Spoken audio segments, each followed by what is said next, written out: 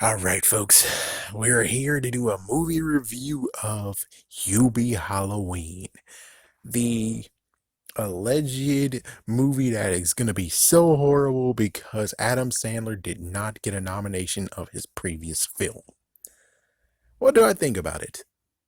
It is actually pretty damn good. I mean, yes, oh my gosh, the messed up trash they do to the main character, but it's pretty good, folks. It's pretty good. It's like the opposites, ugh, opposite version of Mr. Deeds.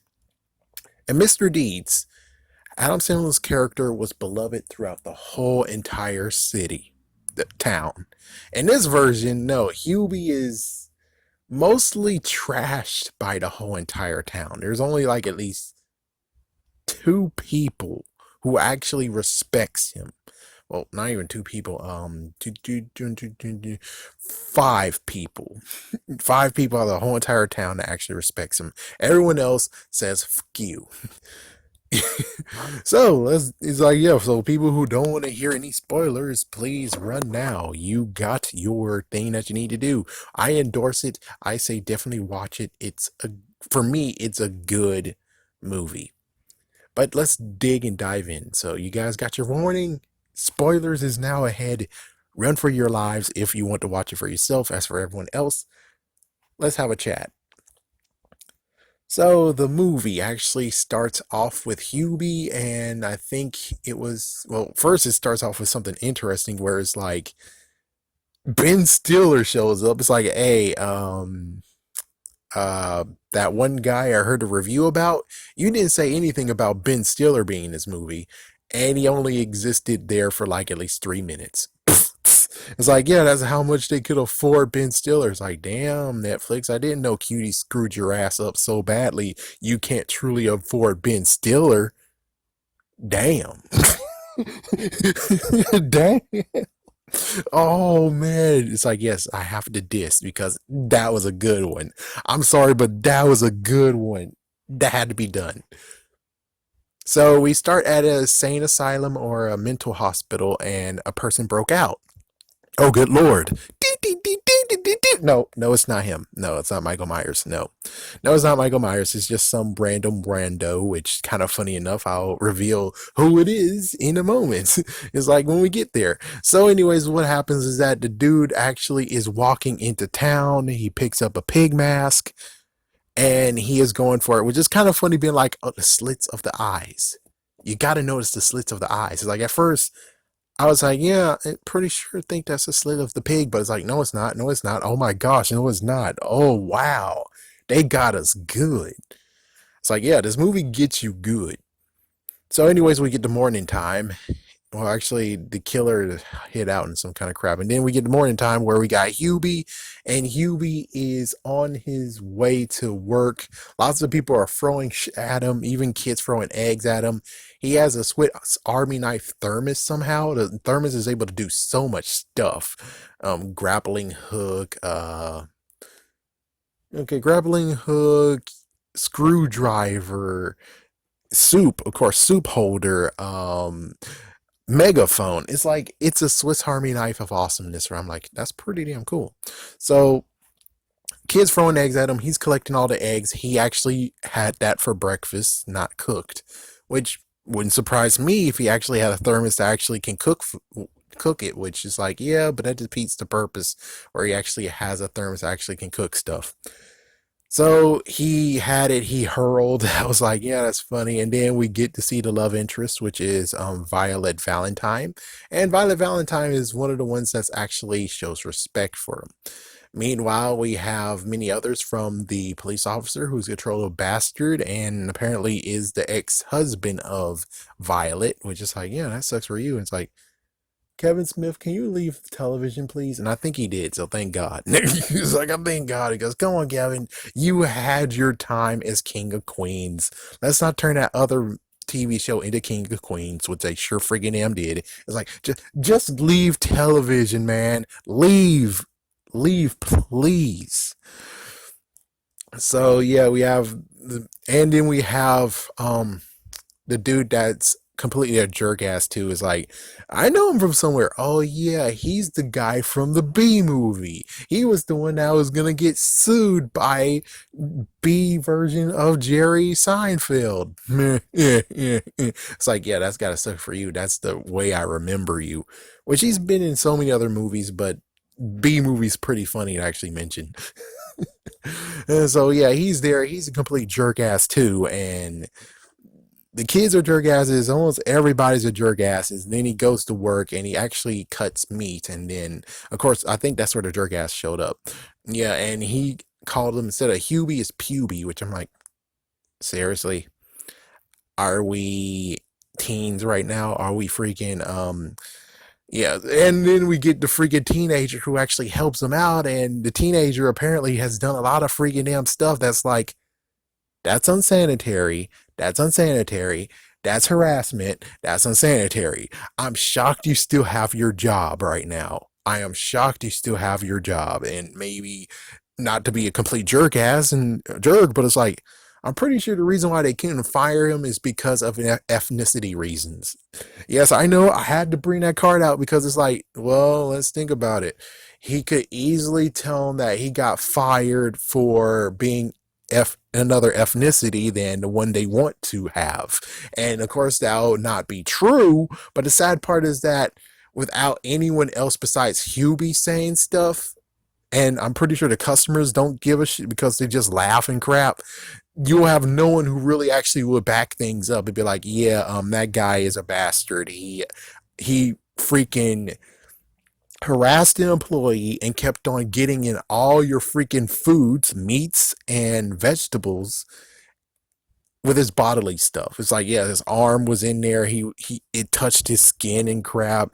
Not to mention the meats too, and it's de-refrigerated, so it's like, ha ha ha ha. But I'm like, yeah, sanitation reasons, man. No, it's like, yeah, that guy should have been fired. So we got that crap, and then he goes home. He meets a new guy, which um Walter. Yeah, his name is Walter. No, not the guy from Goosebumps Horror Town or Goosebumps, but yeah, this new guy's Walter, and apparently, if he hears any noises and stuff, he shouldn't go knock on his door. And of course, we find out in like a day later, he has boarded all the windows and stuff like that. And yeah, so basically Halloween is good, and Hubie loves Halloween. Hubie is trying to be the, in quotation, savior or safeguard of Halloween so everyone goes home safely. So let's see. Oh yes. Oh no, no. Okay, so basically we get to the point of where it's like everyone's now celebrating Halloween. We have three freaking ladies in the news dressed up as Harley Quinn. Isn't that played out already? It's like, is that freaking damn played out already? And it gets even worse. It's like, yes, and it gets even worse when Snoop Dogg shows up as Harley Quinn. Oh my god. If that happens, I will gladly take a gun and shoot myself. It's like, yes, 2020 can't get any worse, but here's Snoop Dogg dressed up as Harley Quinn. Oh, hell no. Give me a gun. I'm done with this. I'm done with this shit. I am done.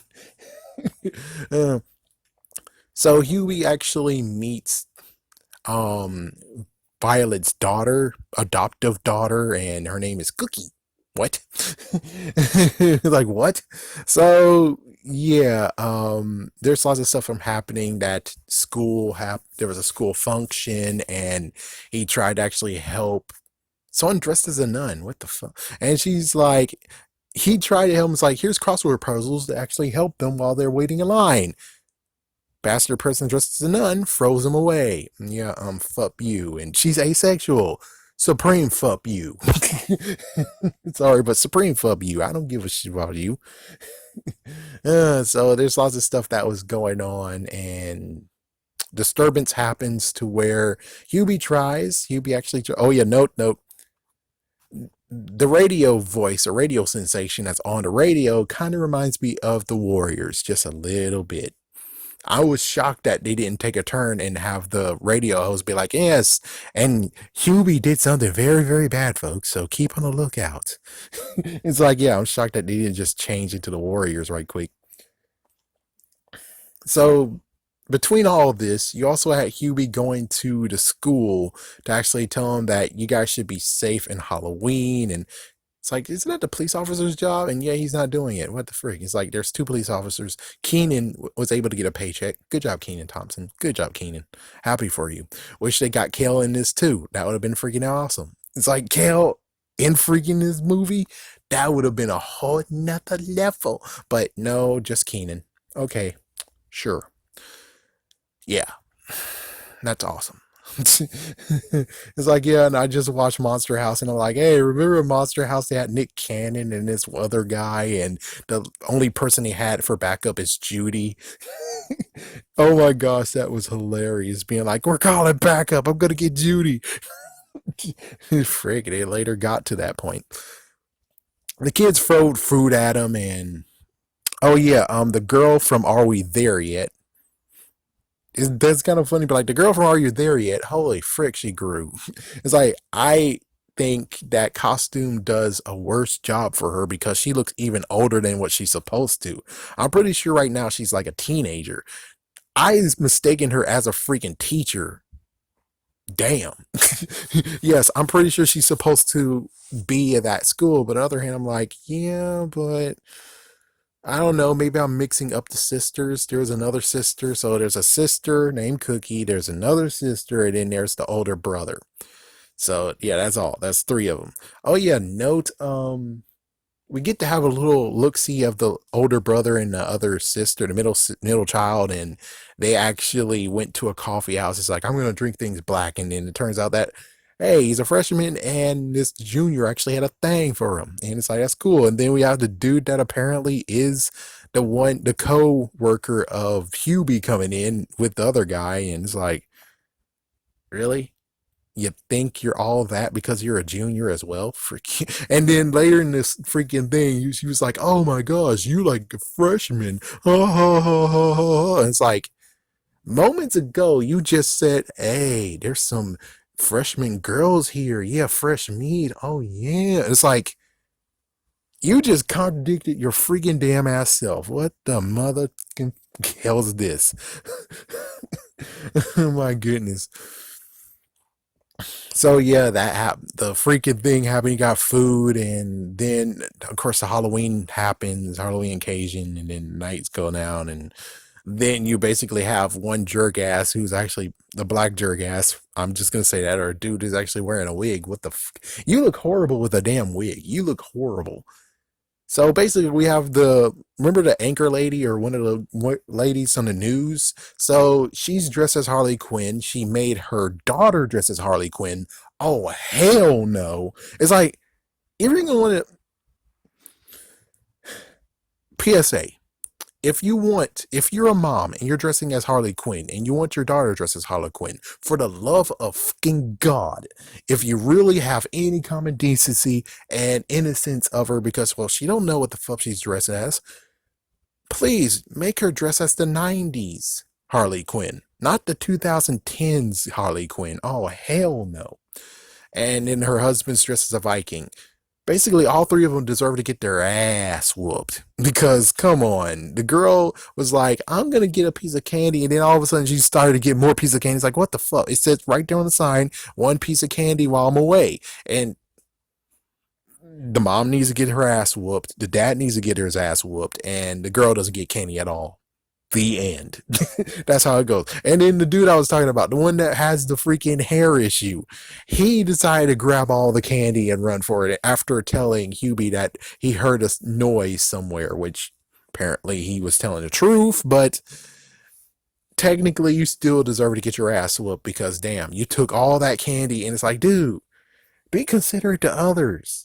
Stop taking freaking damn candy. As soon as people walk up there to the house, it's like there's no candy. And it's like, well, don't screw over the people of the house by egging in a toilet papering it. No, get the bastard asses who took the damn ass candy. More damn ass candy. It's like, one thing I would do if I'm able to really do it and I'm actually do celebrate Halloween, I would make sure I have a camcorder, and then if there's no more candy, if like there's no more candy on the table, there's a hidden screen that shows everyone who's took a lot of candy. So it's like if they're gonna try to freaking do something to my house, Look at the screen, and you'll see like one person took 10 pieces of candy, another person took 20. It's like, yeah, let's kick their ass and take their candy. It's like, thank you, justice, kick their ass. They're the ones who took your candy. There's the one who took that piece of candy that you wanted.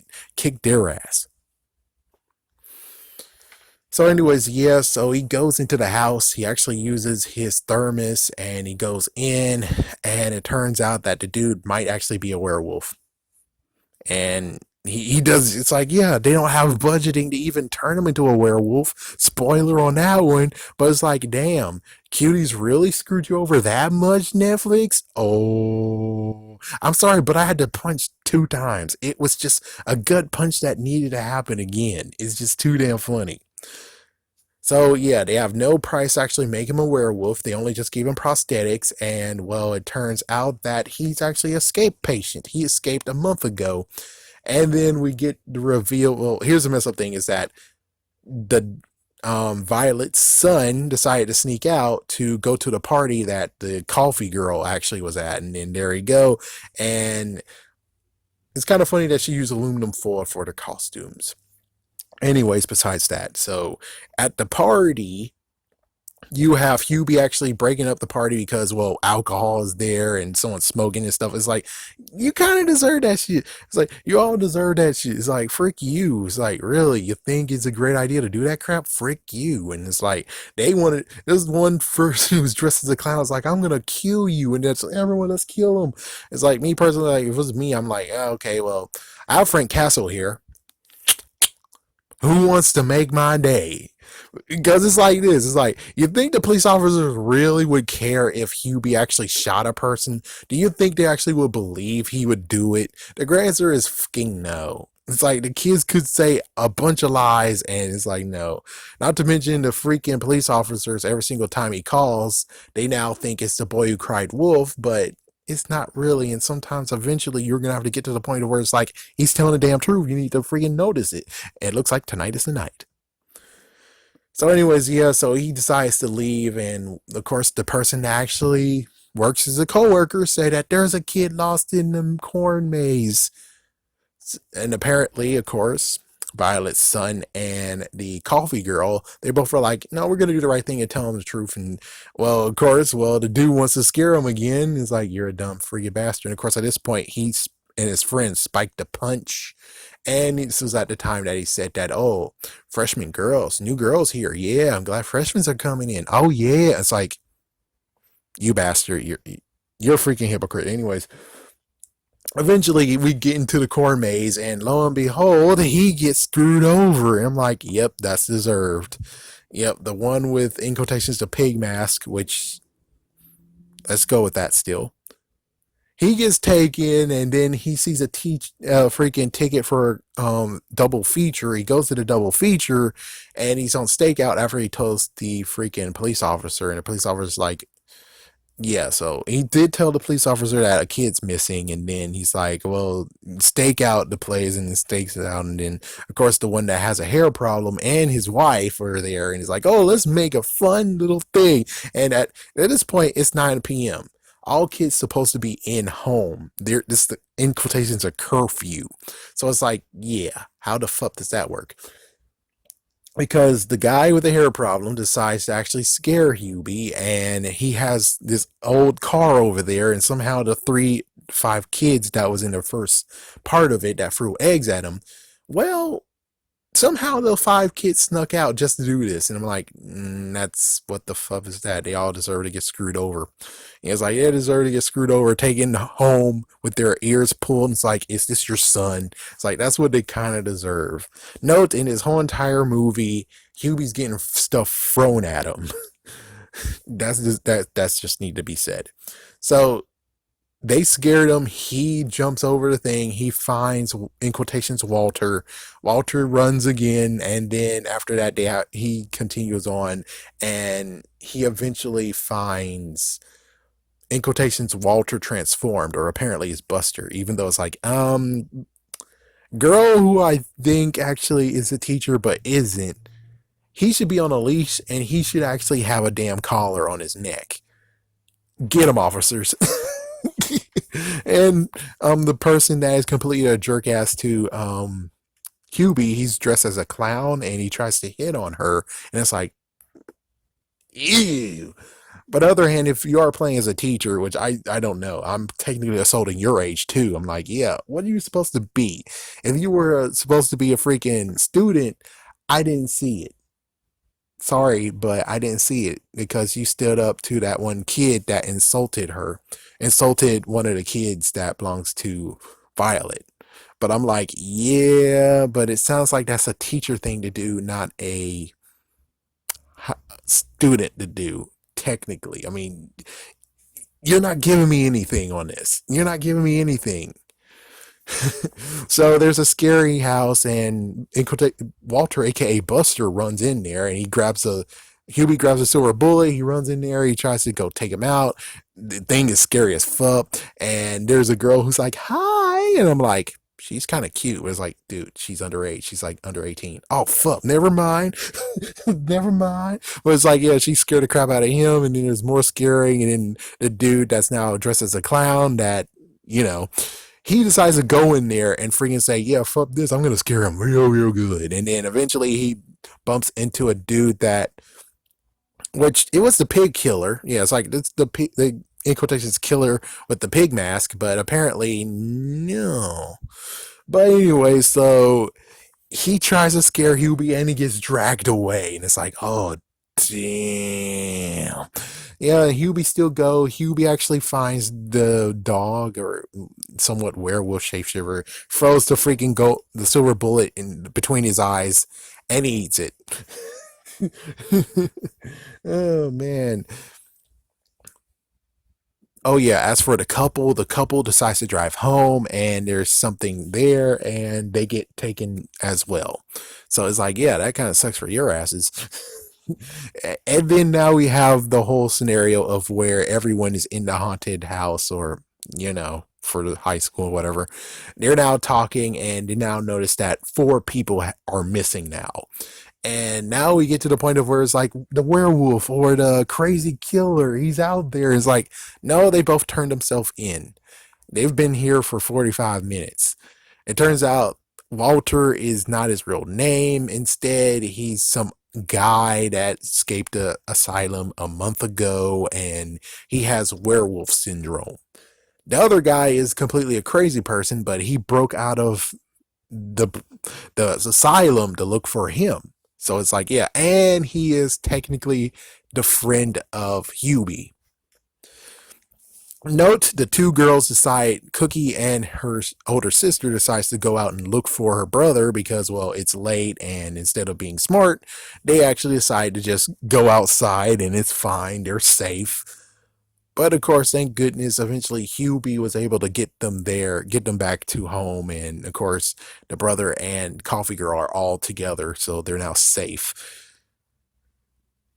Okay, so I'm jumping around, but anyways, eventually get to the point of where now, who's the killer? Who's the person who abducted the people?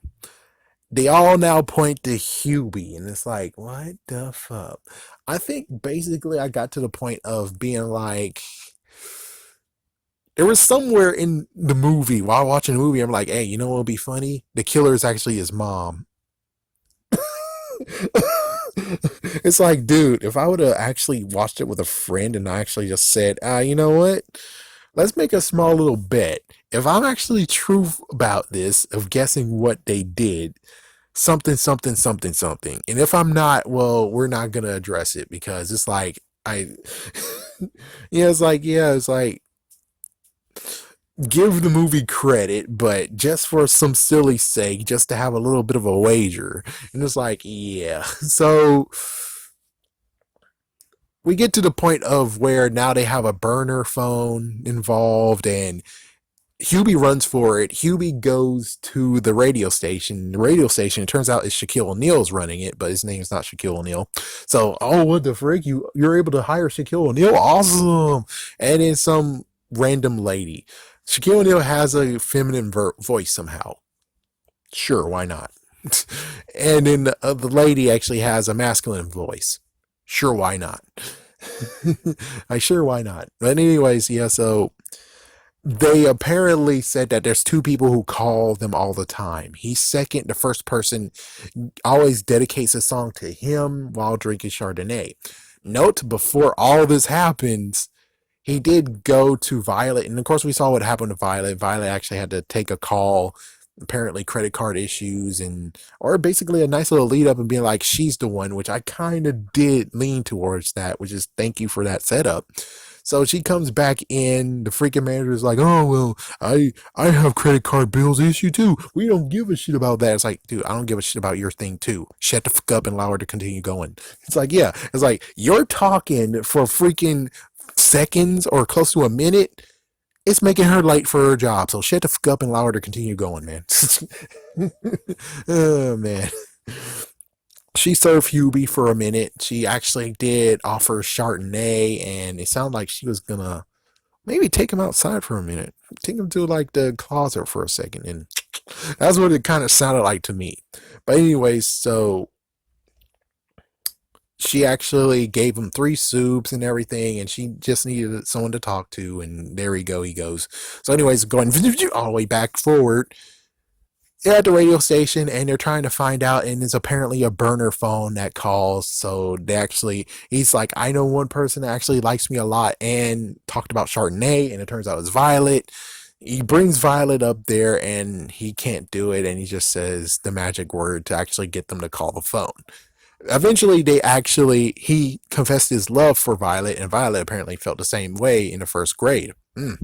Wow. Yeah, him in the second grade. First grade, it was his teacher. But anyway, so it turns out that they traced the call, and the call actually is coming from his house. What the fuck?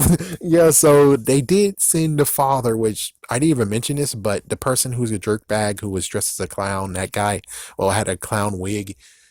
Turns out his dad died on that day. He died on Halloween, and apparently he kicked Hubie into the grave site early that day.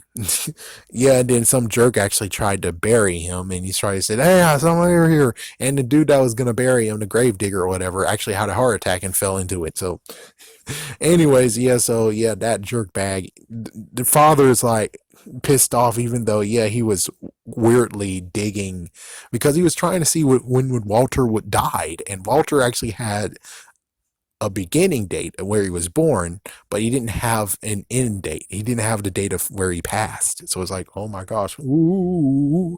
So, anyways, yeah, the father got pissed off and said, "Hey, if you dirty my shoes once again, I'm gonna kick your ass." And it's like, gee whiz. So the father apparently decided to actually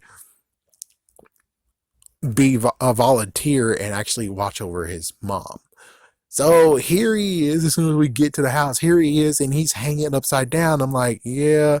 And I'm like, apparently he didn't do that to himself. And I'm like, oh, okay. But if he did do it himself, you got yourself up there. You can get your fucking self down there. So you. Anyways, so we go into the house, and it turns out the mom's having Chardonnay, and apparently she has a pumpkin mask, and we walk outside, and apparently she called the news just to show a demonstration of stop messing with them bastards or you're going to burn to hell. And it turns out in the backyard, everyone's tied to a tree, and she's going to freaking pour gasoline and burn them all. But of course, Hubie saved them. Oh yeah, the police officer showed up too with the two inmates. Yeah, so Hubie saved them, and they kept on freaking insulting him even afterwards. And then we have everyone being like epiphany somewhat, where it's like, okay, well, what? The coworker said that, oh, but Hubie's so cool, he can act like his normal self, and he's fine with it, while me, on the other hand, dot, dot, dot. Then, of course, you have the bald dude and his wife. Apparently, the wife doesn't feel satisfied, and, so, yes, and Hoya, Hoya, and she basically likes the fact that he's hopeful. And then you have the guy who's like, I'm bald, okay? It's not fair. You shouldn't have hair. I'm bald. And then you have the other guy who apparently faked dyslexia in 8th grade, but he's actually just purely stupid. Yeah, that's why he doesn't like him, because he knows big words. So in the end of it all, basically she was going to get under arrest, and even though she said, well, you grew up and you now have the courage to live without me, and you figure that she just takes a cyanide pill and kills herself or something. But no, she just ditches. So we have no idea where she is today. For all we know, she could still be hiding in the freaking, in quotations, forest. Who has the house? We don't know that part. We have no idea who actually owns the house now, because we skipped to 1 year later. 1 year later, Hubie's now mayor. Actually, we did see the mayor, and there's some parts with the mayor, and the mayor's like covering up just so people can have Halloween and also fireworks and crap. And it's like, oh, that's cool for you. But anyways, yeah. So Hubie's now mayor. No one's throwing crap at him. Just kids respect him. He has Violet. The kids are dressed up very funny. Where one's dressed up as a priest, the other one's dressed as werewolf. Others dressed as the other guy, and one's dressed up as, in quotations, their ex-dad or something. I don't freaking know. So yeah, that basically ends everything. Is that it ends like that?